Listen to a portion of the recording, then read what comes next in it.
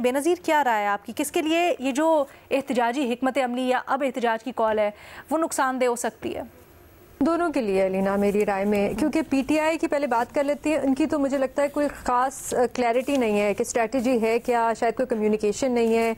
जब इस एहतजाज के बारे में पूछा जाता है उनकी लीडरशिप से कि क्यों किया जा रहा है, तो कोई कुछ कहता है, कोई कुछ कहता है। कल रात को मैं शोएब शाहीन साहब को सुन रही थी, उनसे जब एहतजाज का पूछा गया तो उन्होंने कहा देखें तब्दीली आई है सुप्रीम कोर्ट में, तो वहाँ पर हम थोड़ा सा हमें लगता है कि शायद इंसाफ का निज़ाम बेहतर होगा। तो उनकी बातों से ऐसा लग रहा था कि शायद सुप्रीम कोर्ट के जो नए चीफ जस्टिस हैं उन पर भी ज़रा प्रेशर डालने की कोशिश की जाए इस एहतजाज से कि हमारी कई पिटिशंस हैं इलेक्शन के हवाले से, उनको टेकअप किया जाए। इसके अलावा ये भी सोच है कि अगले हफ्ते जो है वो अमेरिका में इलेक्शंस हैं, वहाँ पे शायद ट्रंप आ जाएंगे, प्रेसिडेंट बन जाएंगे और इमरान खान साहब को रिहा कर लेंगे जो, और उनकी बल्कि पीटीआई की जो अमेरिका में टीम है वो मिली भी है ट्रंप की डॉटर इन लॉ से जाके।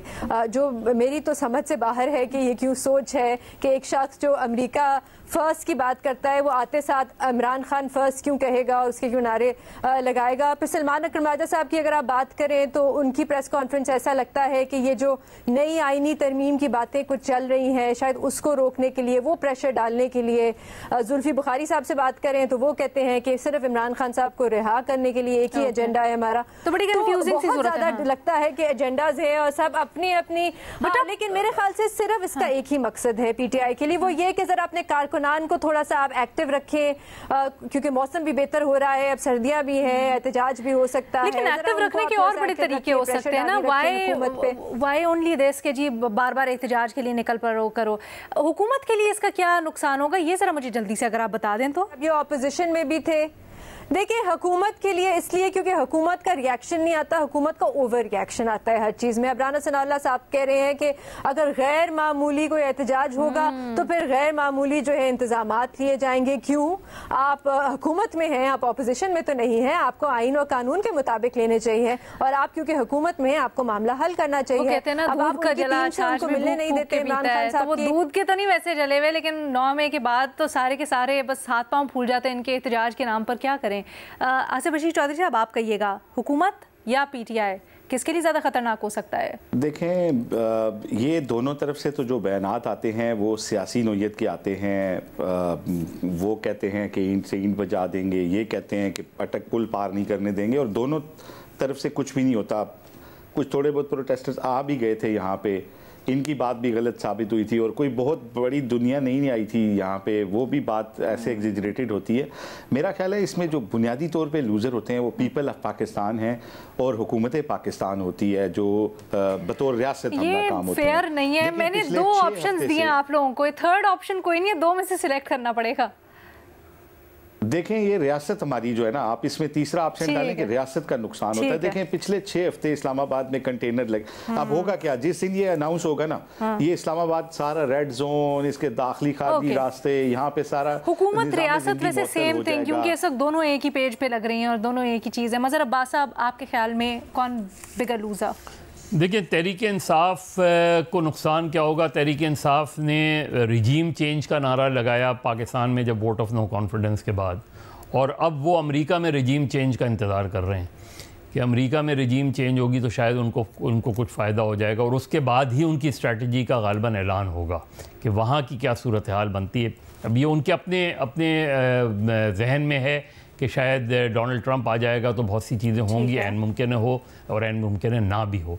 अब तक तहरीक इंसाफ अपनी हर स्ट्रैटेजी में उस लिहाज से नाकाम नज़र आई कि वो उस तरह का दबाव हुकूमत पे ला पाए कि जिसकी वजह से चीज़ें उनके नुक्ते नज़र से कुछ बेहतर हों, लेकिन वो नहीं हो सका। हुकूमत का हमेशा नुकसान ये होता है कि हुकूमत की जो ओवर रिएक्शन जिसकी बेनज़ीर बात करी थी, उसके नतीजे में अब जैसे इस्लामाबाद अगर फ़र्ज़ करें दोबारा सीज हो जाता है और एक मरतबा फिर जो है वो चीज़ें होती हैं, तो जब आप लोगों को तकलीफ़ होती है तो वो अपोजिशन को बुरा नहीं कहते। लोग हमेशा हुकूमत को ही कहते हैं, क्योंकि वो एक्सपेक्ट करते हैं कि हुकूमत भाई आप इससे पहले ही क्यों नहीं। एक सेकंड ना, लेकिन जब इस तरह की चीज़ होती है पहली जहन में ये नहीं होते फिर ये तहरीक इंसाफ वाले एहतजाज करने निकल गए, क्या ओफो, ये थॉट नहीं आती? ये थॉट्स इसलिए नहीं आती कि हमेशा ये, चाहे आज अगर पीटीआई की हुकूमत होती और दूसरी अपोजिशन कर रही होती, तब भी उस गवर्नमेंट को ही लोग कहते हैं, क्योंकि वो कहते हैं कि भाई आप इस मसले को हल क्यों नहीं करवाते, इस मसले को हल क्यों नहीं करते लोगों के? तो ये उनकी बेसिकली रिएक्शन लोगों का आमतौर पे होता है। तो गवर्नमेंट हमेशा डिसएडवांटेजेस में रहती है, चाहे ऑपोजिशन जो है सड़कों पे आ जाए, चाहे वो, लेकिन गवर्नमेंट का जो काउंटर वो होता है उससे नुकसान होता है। एजाज, आपकी क्या राय है? देखिए, अल्टीमेटली जो बात है वो पाकिस्तान का नुकसान होता है, और ये जो बात अली अमीन गंडापुर साहब ने कही है, मेरे ख्याल में अली अमीन गंडापुर साहब सिर्फ पीटीआई की जो स्ट्रीट पावर है उसके ऊपर रिलाय नहीं कर रहे।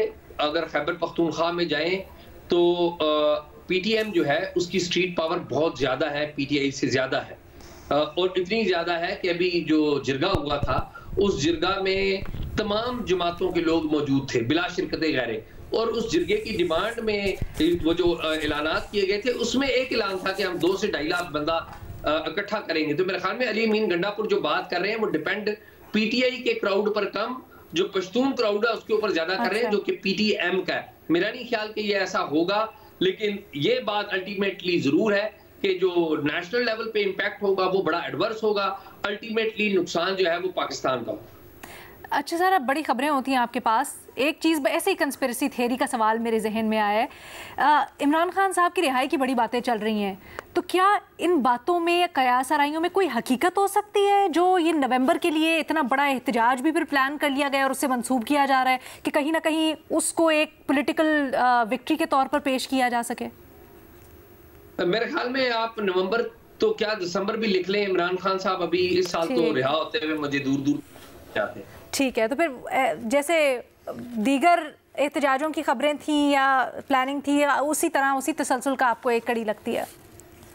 देखिए, एक डेवलपमेंट जरूर हुई है और वो डेवलपमेंट है जो बुशरा बीबी की रिहाई। ये डेवलपमेंट जरूर हुई है, और बुशरा बीबी की रिहाई के बाद जो चीजें सामने आई हैं वो 2 बंदों का रोल हमने देखा है वो इंक्रीज है। एक बुशरा बीबी और दूसरा अली अमीन गंडापुर।